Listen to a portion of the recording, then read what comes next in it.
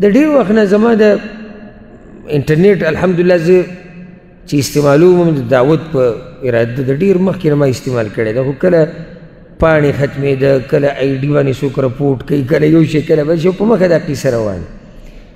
نو زما چې کوم فیسبوک کې زما خپله کوم آی ډي وه زما په نوم باندې، په هغې نوم باندې ډېرې زیاتې جوړې شوي، خو زما هغه خپله چې دی هغه نن ختمه شوه، بنده شوه، پته نه چا ورسره څه چل کړی، بلکل ختمه شوه. نو دا خبره یاده ساتئ چې زما خپل رسمي آی ډي په فیسبوک باندې دا نشته، نه په ټیک ټاکو کې شته، نه په بل ځای کې. که چېرته څوک دله دوکه درکوي، په دې او ډېرو خلکو کړي دي، ما ته رارسېدلي دي. زموږ خلک خو ساده خلک دي، او چې څوک په چا میني هغه به ډېر تحقیق نه کوي. زما نوم پې لیکلی شوی، زما تصویر پې لګېدلی، هغه ورته السلام علیکم، او خوشحاله شي، وګورو ما ته سلام رالیږل. ښه نو یاره زموږ یوه مسله ده، که ته داسې هغه وایي مسله مرسته پرېږده، موږ به د ځان قربان کړو.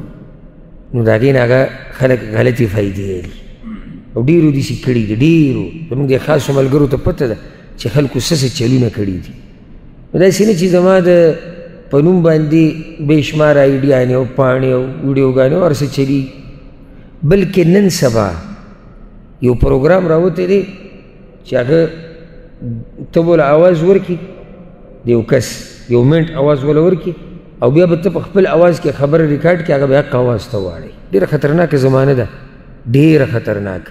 هرې خبرې تحقیق کوئ. ښه لکه که څوک د تکلیف راولیږي که نه، چېرې دا ستا ورور ستا باره کې ویلي دي، نو ته ډایرکټ بلډ پریشر مه خېجوه، دلته هم تحقیق وي چې یاره زما ورور به دا خبرې کړي که نه، ځکه چې پروګرام راوتی دی دقه ستا ورور په اواز به خبرې ریکارډ کړي، ستا د ښځې په اواز خبرې ریکارډ کولی شي.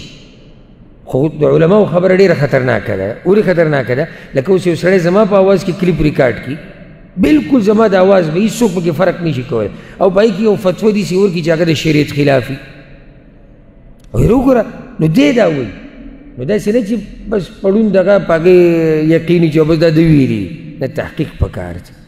نو دا خبره مې دې دپاره وکړه چې صرف موږ ته دې خبرې پته وي، او داسې نه چې څوک دوکه کړی شي په دروغو باندې. الله سبحانه وتعالی زموږ د ټولو حفاظت وکړي. هذا والله اعلم، وصلى الله وسلم على نبينا محمد.